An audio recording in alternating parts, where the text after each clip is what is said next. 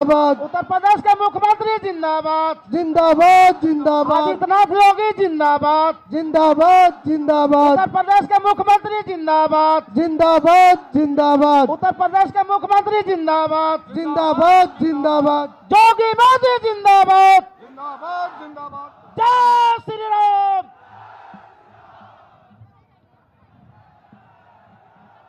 जय श्री राम। जय श्री राम। भारत माता की, भारत माता की। अब मैं हम सबों के बीच में उत्तर प्रदेश के माननीय मुख्यमंत्री श्री आदित्यनाथ योगी जी मंच पर पधार चुके हैं, जिनको सुनने के लिए हम लोग 3 घंटा से इंतजार कर रहे थे। वो आपके सामने हैं। मैं माननीय एनडीए के प्रत्याशी माननीय सांसद श्री सुशील कुमार सिंह से मैं आग्रह करता हूं कि माननीय आदित्यनाथ योगी जी को फूल एवं बुके देकर स्वागत करें।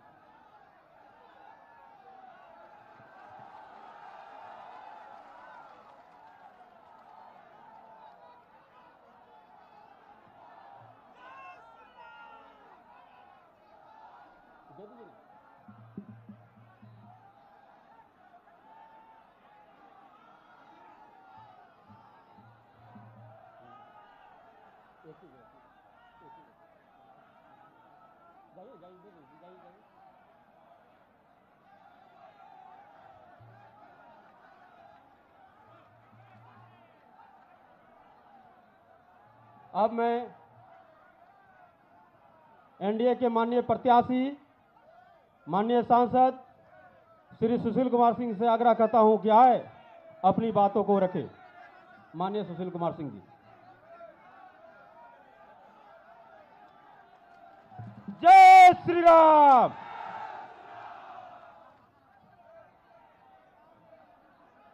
जय श्री राम।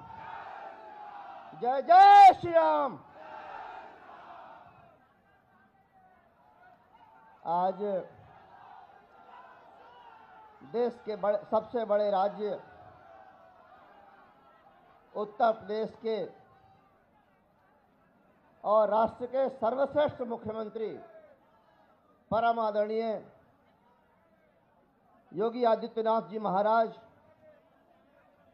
जिनका भगवान भास्कर की धरती पर पहली बार पदार्पण हुआ है, हम सारे औरंगाबाद वासी आपको यहाँ पाकर फूले नहीं समा रहे। किन शब्दों में आपका स्वागत करूं हम समझ नहीं पा रहे।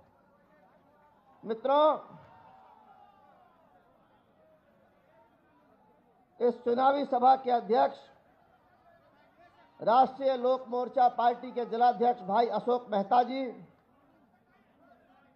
सभा के संचालक भारतीय जनता पार्टी के जिलाध्यक्ष भाई मुकेश शर्मा जी, एनडीए की जीत को सुनिश्चित करने के लिए मध्य प्रदेश से चलकर आए पूर्व मंत्री श्री राज्यवर्धन सिंह दत्तीगांव जी, जो भारतीय जनता पार्टी के मध्य प्रदेश के वरिष्ठ नेता हैं, अभी जिनको आपने सुना जो बिहार और औरंगाबाद मगध के इतिहास की चर्चा कर रही थी, श्रीमती आसिमा सिंह जी, निर्विरोध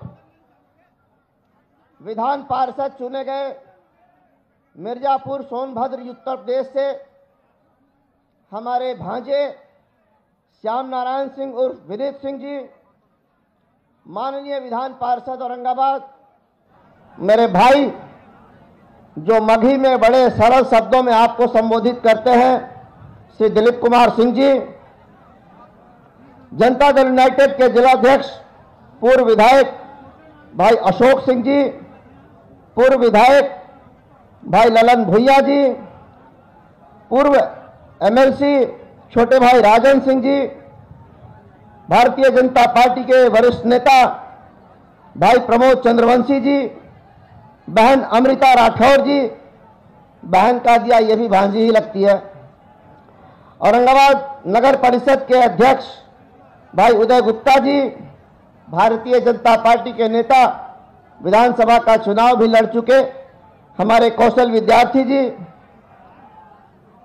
हिंदुस्तानी अवामी मोर्चा के जिलाध्यक्ष छोटे भाई रणधीर सिंह जी, लोक जनशक्ति पार्टी रामविलास के जिलाध्यक्ष छोटे भाई सोनू सिंह जी, रेड क्रॉस के अध्यक्ष और बीजेपी के जिला उपाध्यक्ष भाई सतीश कुमार सिंह जी, हम पार्टी के नेता भाई चुनाव भी लड़ चुके भाई सरवन भुइया जी, अल्पसंख्यक मोर्चा बीजेपी औरंगाबाद के जिलाध्यक्ष भाई औरंगजेब खान जी, जनता दल यूनाइटेड के वरिष्ठ नेता श्री विश्वनाथ बाबू, श्री दीपक सिंह जी, भारतीय जनता पार्टी प्रदेश कार्य समिति के सदस्य और वार्ड पार्षद भाई अशोक सिंह जी, जेडीयू के नेता भाई पंकज पासवान जी, भारतीय जनता पार्टी महिला मोर्चा के जिलाध्यक्ष अनीता सिंह जी, पार्टी की जिले की मंत्री जुलेखा खातून जी, भाई रविंदर शर्मा जी, ऐश्वर्या राज सिंह जी, राघवेंद्र प्रताप सिंह जी, दीनानाथ विश्वकर्मा जी, पार्टी के वरिष्ठ नेता भाई मनोज कुशवाहा जी, भाई अनिल सिंह जी और यहाँ उपस्थित मेरे सभी सम्मानित बुजुर्ग, मेरे प्रिय भाई, हमारी माताएं, हमारी बहनें और मीडिया के मेरे मित्रों, बाकी बातें तो आदरणीय महाराज जी करेंगे, लेकिन मैं संक्षेप में कुछ अपनी तरफ से भी रखना चाहूंगा। मित्रों, ये चुनाव राष्ट्र के लिए होने वाला चुनाव है। राष्ट्रवाद के आधार पर मतदान किए जाने वाला यह चुनाव है। इस चुनाव में आपको राष्ट्र के लिए मतदान करना। एक तरफ जहां भ्रष्ट पार्टियां, भ्रष्ट नेताओं का गठबंधन है, वहीं दूसरी तरफ ईमानदार पार्टियां और ईमानदार राष्ट्रभक्त नेताओं का एक समझौता। ये देश हमेशा लोकतंत्र को मजबूत करने के लिए, राष्ट्र को प्रगति के पथ पर आगे ले जाने के लिए समझदारी से काम करने वाला देश है। तो मैं भी चाहूंगा कि आप भी इसी तरीके से इस बार भी अब की बार 400 पार का देश का जो नारा है उस पर अमल करें। साथियों, अब मैं कुछ स्थानीय बातें आप लोगों से चर्चा करना चाहूंगा। उत्तर कोयल नहर इस जिले का, इस संसदीय क्षेत्र का सबसे बड़ा मुद्दा। 2007 में जब केंद्र में कांग्रेस की सरकार थी और मैं यहां का सांसद नहीं था, उस समय इस परियोजना पर रोक लगाई गई। मित्रों, 9 से 14 तक कांग्रेस पार्टी की सरकार रही। मैंने प्रयास किया सांसद के रूप में, लेकिन कांग्रेस की सरकार रहते रहते कोई सफलता नहीं मिली। सफलता तब मिली जब भारतीय जनता पार्टी एनडीए की सरकार केंद्र में बनी, आदरणीय मोदी जी प्रधानमंत्री बने। उन्होंने सारी बाधाओं को दूर किया। 2007 में जो प्रतिबंध लगा था, वो प्रतिबंध 2014 के बाद हटा और अभी की स्थिति यह है कि 2 बार करके 1622 करोड़ रुपए और 2478 करोड़ रुपए दोनों मिला 2456 करोड़ दोनों मिलाकर 4078 करोड़ रुपए भारत सरकार ने स्वीकृत किया है। तेज गति से काम चल रहा है और ये परियोजना पूरी होगी। इसी मैदान पर मोदी की गारंटी वाले हमारे यशस्वी प्रधानमंत्री आए थे 2 मार्च को, इसी 2 मार्च को, और उन्होंने कहा था कि उत्तर कोयल परियोजना को पूरा कराना मेरा दृढ़ संकल्प है। इसलिए मुझे लगता है कि मोदी की गारंटी पे आप लोगों को भरोसा करना चाहिए। साथियों, पटना से औरंगाबाद होते हुए 4 लेन के लिए मेरा प्रयास सही दिशा में चल रहा है। सर्वे की रिपोर्ट जमा हो चुकी है। कुछ ही महीनों के बाद सड़क को 4 लेन करने की निविदा आने वाली है। आप लोगों को पटना जाना बड़ा आसान हो जाएगा। ये प्रयास भी मेरा सफल होगा साथियों। मित्रों, औरंगाबाद संसदीय क्षेत्र के 5 station, railway station, Anugrah Narayan road, thresher, Jakhim, Rafiganj और गुरारू, दर्जनों गाड़ियों का ठहराव आप लोगों के आदेश पर कराया। दूसरे किसी संसदीय क्षेत्र में इतनी गाड़ियों का ठहराव शायद नहीं हुआ होगा जो आपके आदेश पर आपके सेवक ने पूरा किया। इस क्षेत्र के अंदर कम से कम 2 दर्जन, उससे भी अधिक बिजली के सबस्टेशन बने। इसके चलते आज विद्युत आपूर्ति बहुत ज्यादा से ज्यादा समय तक होती है और आसान भी हुआ है आपूर्ति। मित्रों, यह रिकॉर्ड की चीज है कि प्रधानमंत्री ग्राम सड़क योजना के तहत औरंगाबाद जिले या औरंगाबाद संसदीय क्षेत्र में सबसे अधिक सड़कों का निर्माण आपके सेवक के प्रयास से हुआ। मैं महाराज जी को बताना चाहूंगा कि औरंगाबाद संसदीय क्षेत्र में 2 जिले आते हैं, औरंगाबाद और गया। गांव गांव में यहां जितनी 2 लेन सड़कें हैं भारत सरकार की योजना के तहत, LWE के तहत, क्योंकि दोनों जिले उग्रवाद से प्रभावित है, वामपंथी उग्रवाद से, इतनी 2 लेन सड़कें शायद ही किसी जिले में हो गांव गांव में। औरंगाबाद जिला मुख्यालय अस्पताल 8 तल्ला भवन 35 करोड़ रुपए की लागत से सुपर स्पेशलिटी हॉस्पिटल का निर्माण जारी है। कुछ ही महीनों, 1 आध वर्ष के अंदर आपको एक अच्छी चिकित्सा सुविधा मिलना शुरू हो जाए। साथियों, मेडिकल कॉलेज की बड़ी चर्चा रहती है। आपको तो पता ही होगा कि मैंने अपनी खुद की 20 एकड़ जमीन जो इसी नेशनल हाईवे के किनारे है, सरकार को शपथ देकर कह दिया, एफिडेविट देकर कह दिया कि आप इस जमीन पर मेडिकल कॉलेज बनाइए, मुझे 1 नया पैसा मुआवजा के रूप में नहीं चाहिए। पता लगा लीजिए आप वो जमीन कितने कीमत की है। इसके लिए भी, जन सेवा के लिए भी कलेजा होना चाहिए, जैसे हमारे आदरणीय महाराज जी का। साथियों, मैं तो 1998 में आप लोगों के आशीर्वाद से पहली बार संसद में पहुंचा था और उस समय मुझे आदरणीय महाराज जी के साथ काम करने का अवसर मिला। महाराज जी के साथ काम करने का अवसर मुझे 3 बार आप लोगों ने दिया। 12वीं लोकसभा में पहली बार, उसके बाद 2009 में जब आप लोगों ने दोबारा भेजा तो 9 से 14 तक, और फिर 14 में जब तीसरी बार भेजा तो 14 से 17 तक महाराज जी का मार्गदर्शन, इनके साथ काम करने का अवसर आप लोगों ने मुझे दिया। इसलिए मैं महाराज जी को बहुत अच्छी तरह से जानता हूं। साथियों, जब मैं सांसद नहीं था, औरंगाबाद में एक आदर्श सेंट्रल स्कूल नहीं था। 2010 में यहां केंद्रीय विद्यालय मैंने खुलवाया अपने प्रयास से, और 2014 से 19 के बीच में इसी संसदीय क्षेत्र में एक केंद्रीय विश्वविद्यालय की भी स्थापना मेरे ही प्रयास से हुई। इसी संसदीय क्षेत्र के टिकारी ब्लॉक में, गया जिले में साउथ बिहार सेंट्रल यूनिवर्सिटी है, जहां देश भर के बच्चे आज अध्ययन करते हैं, पढ़ते हैं। साथियों, कोविड-19 की बात कर लें तो कोविड-19 में लाखों लोगों की सेवा मैंने अपने स्तर से की। 93 ट्रेनें यहां आई, 60 से 70 हजार लोगों को भोजन मुहैया कराया, पीपीई किट मुहैया कराया, थर्मोमीटर से लेकर ऑक्सीमीटर से लेकर ऑक्सीजन प्लांट तक मैंने अपने प्रयास से दिया। सरकार की जो मदद थी वो अलग थी, मैंने अपने प्रयास से लाखों लोगों की मदद की कोविड के दौरान। साथियों, एक घटना की याद दिलाता हूं आप लोगों को। जब इस सूबे के अंदर जंगल राज था, गुंडा राज कायम था, वार की एक घटना है। अग्रवाल परिवार के एक छोटे से बच्चे का अपहरण कर लिया गया था।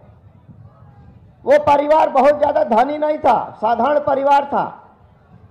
उसके पिता के पास इतने पैसे नहीं थे जितना फिरौती अपराधी मांग रहे थे, अपहरणकर्ता मांग रहे थे। मित्रों, उसने अपने ससुराल से, अपने ससुर से चिरौरी की। वो पैसा लेकर आते हैं वार, लातेहार से उस बच्चे के नाना पैसा लेकर फिरौती देने के लिए आते हैं।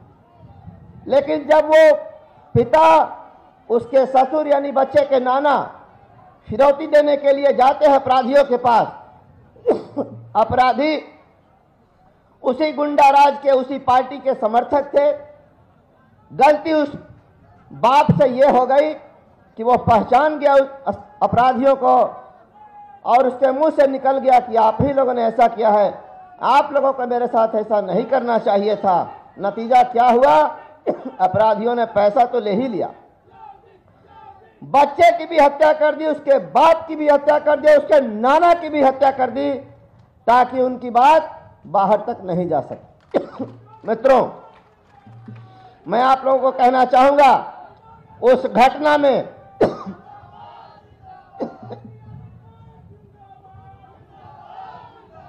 जब जनता बहुत आंदोलित हो गई, पुलिस की कई गाड़ियां जला दी गई, कोई वहां जाने की हिम्मत नहीं कर रहा था।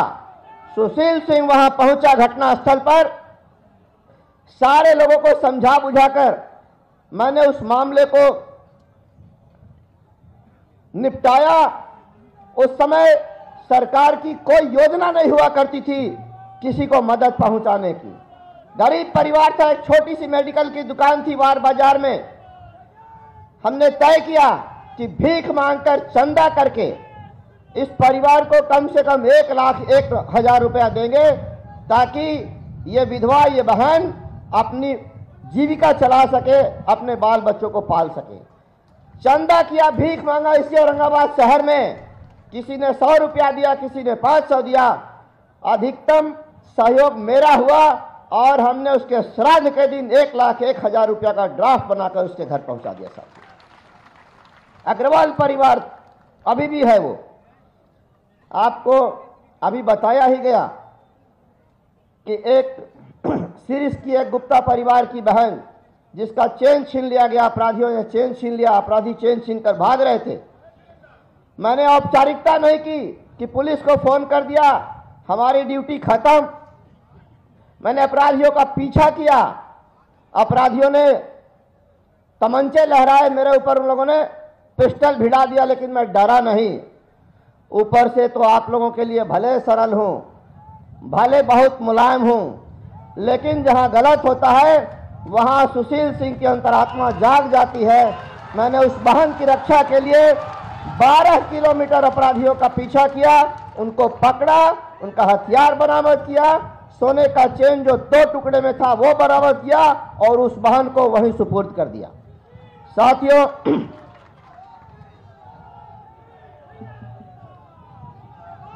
मेरे विषय में कुछ लोगों को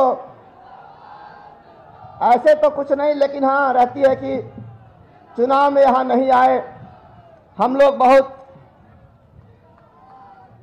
इंतजार कर रहे थे, तो इस तरह की शिकायत इसलिए रहती है कि मैं अधिकतम समय अपने लोगों के बीच, अपने इलाके में रहता हूं। मेरे ऊपर आप लोगों का इतना दावा है, यह भी शिकायत का एक कारण है, और मेरे से ही नहीं, मोदी जी से आप लोगों की अपेक्षा ज्यादा है, यह भी एक कारण है। साथियों,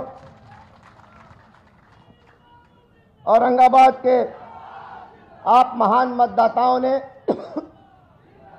मुझे एक नहीं 4 बार अपना आशीर्वाद देकर अपना प्रतिनिधि बनाया है।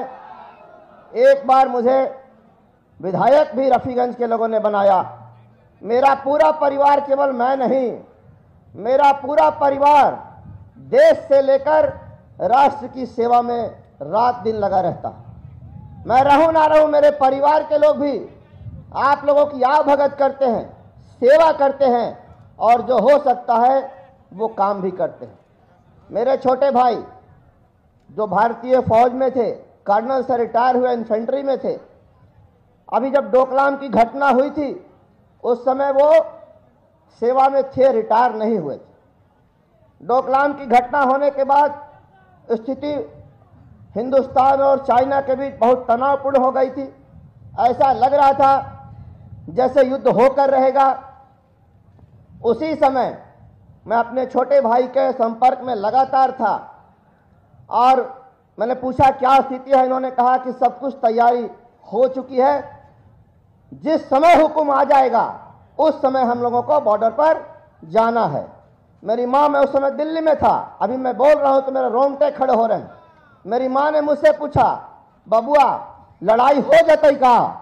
मैंने माँ को सांत्वना देने के लिए कहा था, ना माँ लड़ाई ना होती, लेकिन अगर होता ही तो सुधीर जत्थी सीमा पर।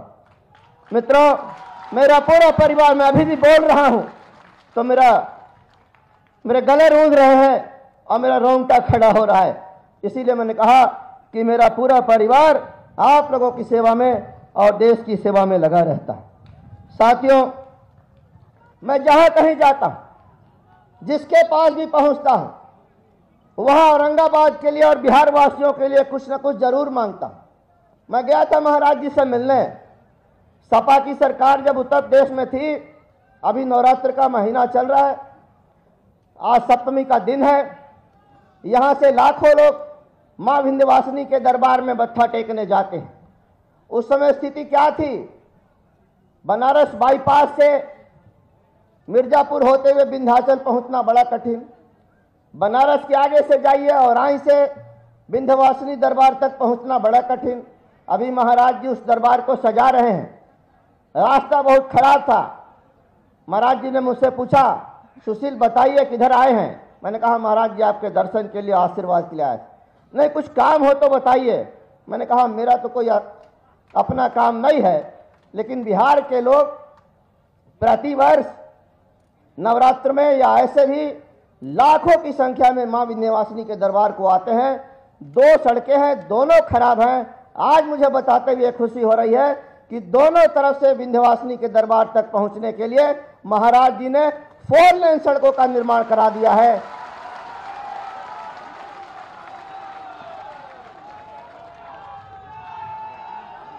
साथियों,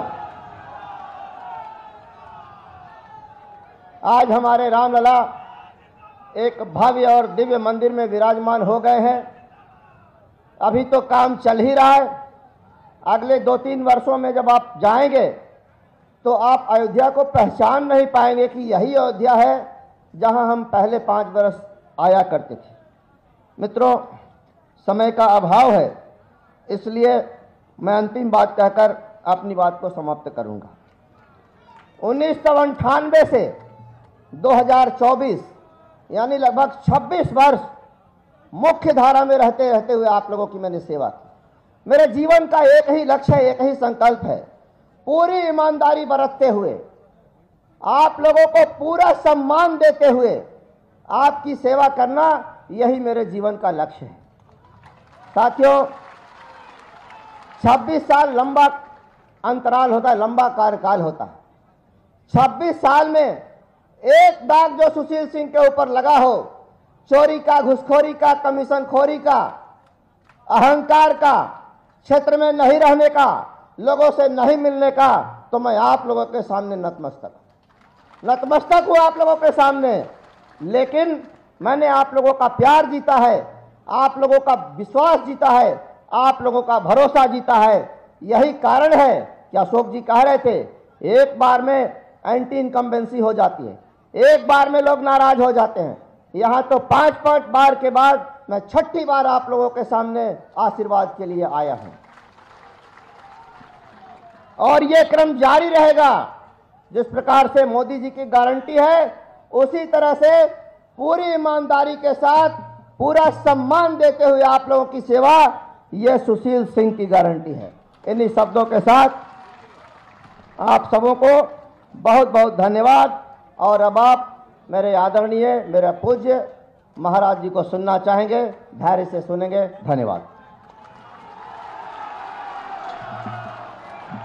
भारत माता की, भारत माता की जय श्री राम, जय श्री राम। अब हम जिनका भाषण सुनने के लिए यहां पर ललायत हैं, ऐसे उत्तर प्रदेश के माननीय मुख्यमंत्री श्री आदित्यनाथ योगी जी से मैं आग्रह करता हूं कि हम लोगों को मार्गदर्शन करें, संबोधन करें। जय श्री राम।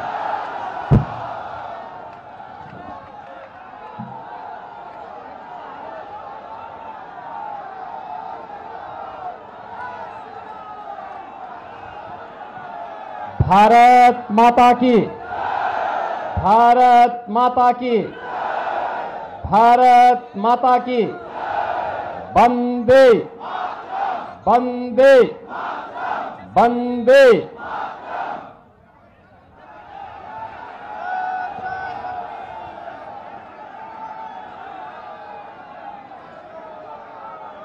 विश्व प्रसिद्ध सूर्य मंदिर ओमकेश्वरी माता और देवकुंड के ये पवित्र भूमि के हम नमन करी थी।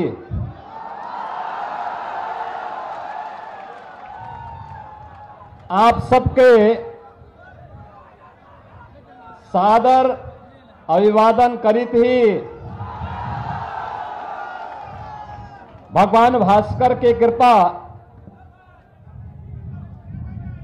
हम सबन पर बनल रहे। मंच पर उपस्थित औरंगाबाद के लोकप्रिय सांसद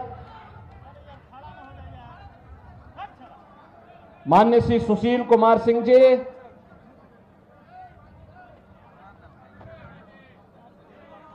विधान परिषद के माननीय पार्षदगण श्री विनीत सिंह जी, दिलीप सिंह जी, भारतीय जनता पार्टी के वरिष्ठ नेता श्री प्रमोद चंद्रवंशी जी, पूर्व मंत्री श्री राज्यवर्धन सिंह जी, नगर परिषद औरंगाबाद श्री उदय गुप्ता जी, जिलाध्यक्ष भारतीय जनता पार्टी श्री मुकेश शर्मा जी, जिलाध्यक्ष लोजपा चंद्रभूषण सिंह जी, जिलाध्यक्ष शाम श्री रणधीर कुमार सिंह जी, जदयू के नेता श्री पंकज पासवान जी और उत्तर प्रदेश की बस्ती की राजमाता श्रीमती आसिमा सिंह जी, आज के इस कार्यक्रम में उपस्थित राष्ट्रीय लोक मोर्चा के अध्यक्ष अशोक कुशवाहा जी, अशोक सिंह जी, रामेश्वर बैठा जी, अमृत भूषण राठौर जी, भारतीय जनता पार्टी और एनडीए से जुड़े हुए हमारे सभी वरिष्ठ नेतागण, औरंगाबाद के मेरे सभी उपस्थित बहनों और भाइयों,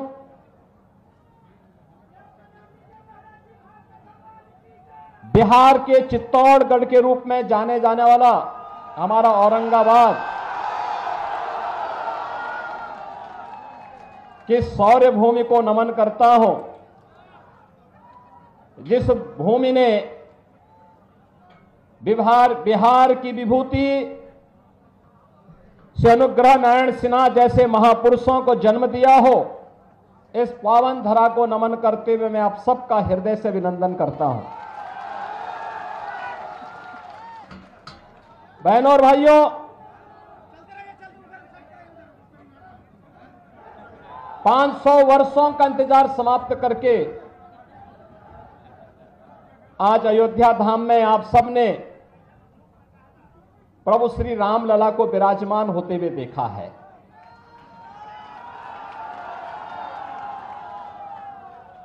और स्वाभाविक रूप से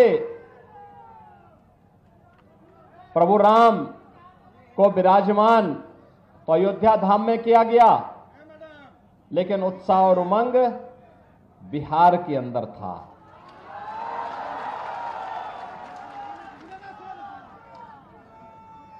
आप बिहार वासियों ने जो उपहार रामलला के 500 वर्षों के बाद विराजमान होने के उपरांत भेजे थे, इसके लिए पूरे बिहार वासियों का मैं हृदय से आभार व्यक्त करता हूं और अभिनंदन करता हूं। बहनों और भाइयों, आस्था का कैसे सम्मान होना चाहिए, यह अगर देखना है तो औरंगाबाद के लिए तो काशी भी नजदीक है। काशी विश्वनाथ धाम आप जाकर के देख लीजिए, अयोध्या धाम भी जाइए, और साथ साथ मां विंध्यवासिनी के दरबार में भी आप जाएंगे तो आप देख रहे होंगे वहां पर भी क्या कार्य हो रहा है। बहनों और भाइयों, ये नए भारत का नया उत्तर प्रदेश है, नया बिहार है, और इस नए उत्तर प्रदेश या बिहार के लिए मोदी की गारंटी इन सब के उत्थान की गारंटी है। कल ही भारतीय जनता पार्टी ने अपना संकल्प पत्र जारी किया है, और संकल्प पत्र में जो बातें कही हैं, विकसित भारत, विकसित भारत का मतलब विकसित बिहार भी है। और बहनों और भाइयों, आपने देखा होगा मोदी जी के नेतृत्व में 10 वर्ष में बदलते हुए भारत को आपने देखा है। एक नए भारत का दर्शन हो रहा है, दुनिया में भारत का सम्मान बढ़ा है, भारत की सीमाएं सुरक्षित हुई हैं, आतंकवाद और नक्सलवाद की समस्या का समाधान हुआ है। जम्मू कश्मीर के अंदर जहां धारा 370 लगा करके कांग्रेस ने भारत के शेष भारत के नागरिकों का कश्मीर जाने को प्रतिबंधित कर दिया था, जिसके लिए डॉक्टर श्यामा प्रसाद मुखर्जी को अपना बलिदान देना पड़ा था, और उस समय उन्होंने 1952 में नारा दिया था, एक देश में 2 प्रधान 2 विधान 2 निशान नहीं चलेंगे, नहीं चलेंगे। और भारतीय जनसंघ हो या भारतीय जनता पार्टी, वो हमेशा एक नारा लगाती थी, जहां हुए बलिदान मुखर्जी वह कश्मीर हमारा है।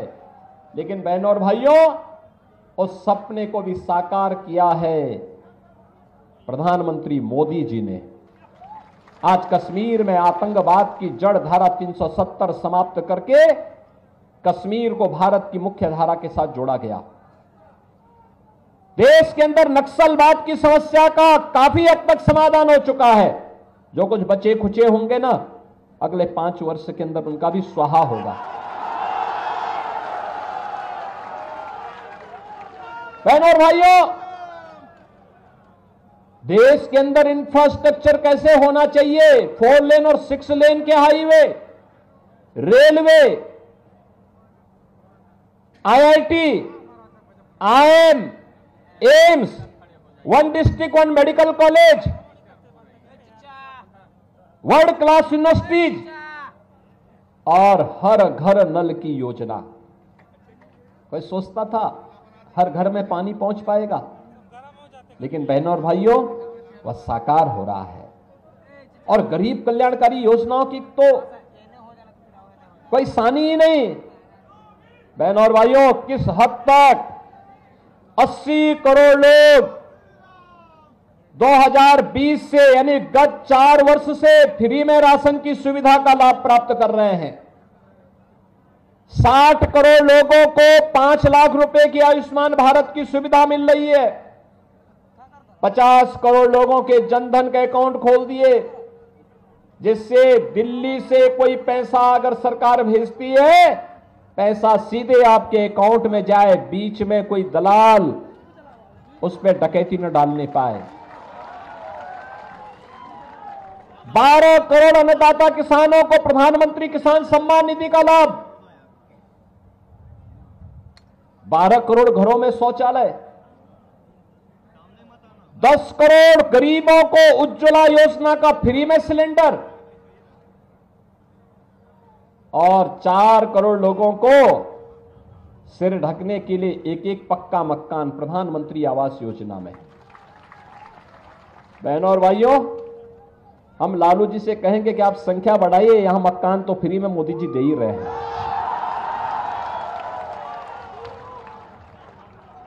4 करोड़ लोगों को फ्री में आवास दे दिया। बहनों और भाइयों, और मोदी जी ने कल के संकल्प पत्र में एक बात और कही कि 3 करोड़ और आवास अगले 5 वर्ष के अंदर गरीबों को देंगे। इसका सर्वाधिक लाभ तो यूपी और बिहार को ही लेना है। बहनों और भाइयों, 2.5 करोड़ घरों में बिजली का उजियारा कर दिया, घर घर बिजली पहुंचा दी, फ्री में कनेक्शन गरीबों को मिल रहे हैं। मुझे याद है कोरोना कालखंड के दौरान जब बिहार के लोग अन्य राज्यों में कार्य करते हुए निकल रहे थे, तो हम लोगों ने कहा कि भाई देखो, भेदभाव मत करना बिहार के लोगों से, क्योंकि माता सीता के मायके से जुड़े हुए लोग हैं और इसलिए उनके साथ भेदभाव मत करना। जो सुविधा उत्तर प्रदेश वासियों को मिले वही सुविधा हमारे बिहार के बहनों और भाइयों को उपलब्ध करवाना। उनके रहने की व्यवस्था, उनके राशन की व्यवस्था, उनके क्वारंटीन की व्यवस्था, उनके उपचार की व्यवस्था। और आपने देखा होगा उत्तर प्रदेश में भी जो सुविधा मिली थी, उस समय लोगों ने सराहा था कि वाह, हमें अब लगता है कि ये यूपी और बिहार का मेल किस रूप में है। बहनों और भाइयों, भारतीय जनता पार्टी जो कहती है वो करके दिखाती है, और यही मोदी की गारंटी है। देश को सुरक्षा देना हो या सुशासन का मॉडल देना हो, नौजवानों की आजीविका का मुद्दा हो या गरीब के उत्थान का, किसान की खुशहाली का मामला हो या फिर नौजवान की आजीविका का और आस्था का सम्मान कैसे होना चाहिए, कि भारतीय जनता पार्टी से बढ़कर के और कोई नहीं कर सकता। आप मुझे बताइए, क्या कांग्रेस के लोग अयोध्या में राम मंदिर का निर्माण करते? क्या ये लोग कर पाते? क्या गरीबों को ये लोग राशन दे पाते? क्या सारा तो यही खा जाते थे। आरजेडी के समय में बिहार के सामने पहचान का संकट खड़ा हो गया था ना, और वही गुंडा राज फिर से इन्होंने लागू करने का प्रयास किया। देखो, गुंडों का सबसे अच्छा इलाज यूपी में हो रहा है, देख रहे हैं ना कैसा उपचार हो रहा है। वहां अगर बेटी और व्यापारी के साथ कोई छेड़छाड़ करता है, कोई परेशान करता है, उल्टा लटका दिया जाता है उसको, और नीचे से मिर्च का झोंका अलग से, और उसमें भी वे लोग गले में तख्ती लटका के चलते हैं कि साहब एक बार जान बकस दो, बस आगे से कोई गलती नहीं होगी। और माफियाओं की स्थिति क्या है? हमने एक तरफ श्रद्धालुओं के लिए अयोध्या में भगवान राम का भव्य मंदिर बनवाया, और बहनों और भाइयों, दूसरी तरफ बड़े बड़े माफिया और अपराधियों को राम नाम सत्य की यात्रा में भेजने का काम किया। यह कार्य केवल भाजपा कर सकती है बहनों और भाइयों, इसीलिए आज हम सब आए हैं आपके पास। बहनों और भाइयों, बोलचाल की भाषा में हम राम राम कहते हैं, मिलते हैं जय श्री राम बोलते हैं, लेकिन जो कानून नहीं मानता है, देश के खिलाफ साजिश रचता है, उसके लिए भी हम कहते हैं चलो तुम्हारा राम नाम सत्य भी होगा। और आज आप देख रहे होंगे, इसलिए उत्तर प्रदेश 25 करोड़ की आबादी का राज्य, 7 वर्ष में कोई दंगा नहीं हुआ, कोई कर्फ्यू नहीं लगा, कोई कर्फ्यू नहीं, कोई दंगा नहीं, कहीं कोई समस्या नहीं। और बहनों और भाइयों, आज वही आश्वासन देने के लिए आए हैं, यह काम केवल बीजेपी और एनडीए ही करेगा और इसी के लिए मोदी जी तीसरा कार्यकाल मांगने के लिए आपके पास इस लोकसभा चुनाव में आए हैं। क्योंकि मोदी जी के तीसरे कार्यकाल का मतलब विकसित भारत की संकल्पना को आगे बढ़ाना। अब तक तो हम लोगों ने कांग्रेस, आरजेडी और इन दलों के दलदल में जो देश फंस करके बड़े बड़े गड्ढे इन्होंने बनाए थे ना, इसको पाटने में और इनके कचड़े को साफ करने में समय लगाया। अब स्पीड बढ़ा करके भारत को ग्लोबल लीडर के रूप में स्थापित करने का समय आ चुका है। बहनों और भाइयों, ग्लोबल लीडर के रूप में भारत बनने का मतलब एक आत्मनिर्भर भारत। युवा आत्मनिर्भर होगा, महिलाएं स्वावलंबी होंगी, व्यापारी सुरक्षित होगा, उसका व्यापार फल फूल रहा होगा, दुनिया के अंदर उसकी अपनी धमक होगी और भारत दुनिया का पिछलग्गू नहीं, दुनिया की सबसे अग्रणी अर्थव्यवस्था के रूप में दुनिया को नेतृत्व दे रहा होगा। ऐसे भारत के लिए मोदी जी को तीसरा कार्यकाल आवश्यक है और इसीलिए हम लोग आए हैं आपके पास कि बहनों और भाइयों, जब सारी समस्या का समाधान तो मोदी जी के नेतृत्व में भारतीय जनता पार्टी और एनडीए ने किया है, देश को समस्या देने वाले कांग्रेस और आरजेडी के ही लोग हैं। दिया ना इन्होंने समस्या, आतंकवाद की समस्या इन्होंने दी, भ्रष्टाचार की समस्या इन्होंने दी, गरीबों के हकों पर डकैती डालने की समस्या भी इन्होंने ही दी, अराजकता और दंगे भी इन्होंने ही दिए, अव्यवस्था भी इन्होंने दी, हर प्रकार की समस्या इन्होंने दी और समाधान मोदी जी ने दिया है। प्रधानमंत्री मोदी जी ने समस्या का समाधान दिया है। तो जब समाधान मोदी जी दे रहे हैं तो समस्या को पालने की आवश्यकता नहीं जो आपके विकास में बाधक है। और इसके लिए हम लोग आए हैं। बहनों और भाइयों, आरजेडी से कोई उम्मीद मत करिए। ये चुनाव तो अब नेशन फर्स्ट बनाम फैमिली फर्स्ट का आ गया है और हम लोग तो सोच रहे थे कि अच्छा हुआ हम लोग फिर से एनडीए को बिहार के अंदर और सशक्त बनाने में हमें सफलता प्राप्त हो गई। अन्यथा बिहार के अंदर तो लालू जी के परिवार को ही सीट कम पड़ रही थी, आपने देखा होगा। वो परिवार तक ही सीमित रह गए, परिवार के बाहर सोच है ही नहीं। विकास भी होना तो परिवार का सीट भी मिलनी है तो परिवार को ही मिलनी है, योजनाओं का लाभ भी लेना है तो परिवार को ही मिलना है। एक परिवार यहां भी है और एक परिवार यूपी में भी है। यूपी की जनता तो पहले उनको जवाब दे चुकी है और बिहार के लोगों को भी उस जवाब देने के लिए तैयार होना है। और इसी के लिए मैं आया हूं आपसे कहने के लिए कि बहनों और भाइयों, यूपी और बिहार का संबंध तो चोली दामन का संबंध है, कभी अलग न होने वाला संबंध है।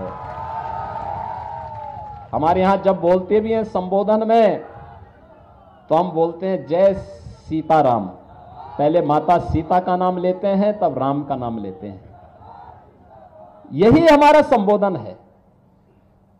तो ये संबंध तो दोनों राज्यों के संबंधों को जोड़ करके मोदी जी के एक भारत श्रेष्ठ भारत के अभियान को आगे बढ़ाता है। और एक भारत श्रेष्ठ भारत के लिए मोदी जी का तीसरी बार प्रधानमंत्री बनना आवश्यक है। और मोदी जी का तीसरी बार प्रधानमंत्री बनाने के लिए औरंगाबाद से श्री सुशील कुमार सिंह जी को फिर से सांसद बनना आवश्यक है। हम दोनों लोग 1998 से लेकर के लगातार देश की संसद में साथ साथ सांसद रहे और उन्होंने बताया ना, वाराणसी का बाईपास हो या फिर विंध्यवासिनी धाम की कनेक्टिविटी को ठीक करना हो। उन्होंने ये भी कहा था कि विंध्यवासिनी धाम में हमारे यहाँ के लोग आते हैं, वहां पे काफी संकरी गलियां हैं। हमने कहा चिंता मत करिए, अगली बार जब आएंगे तो मां विंध्यवासिनी का धाम एक नए रूप में होगा। और बहनों और भाइयों, आज तो बासंती नवरात्रि की सप्तमी तिथि है। महाकाली की पूजा होती है और आज विंध्यवासिनी धाम में लाखों श्रद्धालु दर्शन करने के लिए भी पहुंचे हुए हैं। कोई समस्या नहीं है, क्योंकि हमने गलियारा इतना चौड़ा बना दिया है कि कहीं कोई 1 लाख नहीं, 2 लाख नहीं, 10 लाख लोग भी एक साथ आ जाएंगे, कोई किसी को समस्या नहीं होने वाली है। पहले काशी में 10 लोग एक साथ दर्शन नहीं कर सकते थे। आज काशी में 5 लाख, 6 लाख श्रद्धालु अगर एक साथ भी भगवान विश्वनाथ का दर्शन करने के लिए आता है, कोई समस्या नहीं, सभी लोग दर्शन करके जाते हैं। ये सब हो पाया है, मोदी जी का नेतृत्व है, तब संभव हो पाया है। बहनों और भाइयों, भारत की शासकता को कहां सम्मान मिलने वाला था? ये कांग्रेस के लोग क्या कहते थे? कहते थे, ये कांग्रेस आरजेडी के लोग क्या कहते थे? कहते थे राम तो हुए ही नहीं। ये राम के अस्तित्व पर संकट खड़ा कर, यानी ये लोग प्रश्न खड़ा करते थे। और जब अयोध्या में रामलला विराजमान हो गए, अब ये लोग कहते हैं राम तो सबके हैं, कहते हैं ना। इसलिए बहनों और भाइयों, इन पे विश्वास मत करना, कभी विश्वास मत करना। ये धोखा देंगे, धोखा देकर के फिर से बिहार वासियों के सामने पहचान का संकट खड़ा करेंगे। पहचान का संकट खड़ा करने वालों को लोग एक एक वोट के लिए तरसवा दीजिए। सहमत है ना? सभी सहमत हैं? करेंगे इस कार्य को। पहले ही चरण में वोटिंग है, पहले ही चरण में वोट पोल करना है आप लोगों को। और याद रखना, सुशील सिंह जी को जब आप यहां वोट देंगे, उसकी गूंज यूपी के अंदर सुनाई देगी। और यूपी में तो हम तय कर चुके हैं, 80 लोकसभा सीट हैं यूपी में। और हमने तय कर दिया है, यूपी के लोगों ने तय कर दिया कि 80 की 80 सीट एक मनकों की माला बनाकर के मोदी जी के गले का हार बनाएंगे। बिहार में भी आप लोग सब सहमत हैं? एनडीए के सभी प्रत्याशियों को विजयी बनाने के लिए सहमत हैं? यहां से सुशील सिंह जी भारी बहुमत से कमल चुनाव चिन्ह पर विजयी बनकर के जाएंगे, जातिवादी ताकतों को नकारेंगे। सभी लोग सहमत हैं? तो बहनों और भाइयों, फिर मेरे साथ बोलेंगे, भारत माता की, भारत माता की, भारत माता की।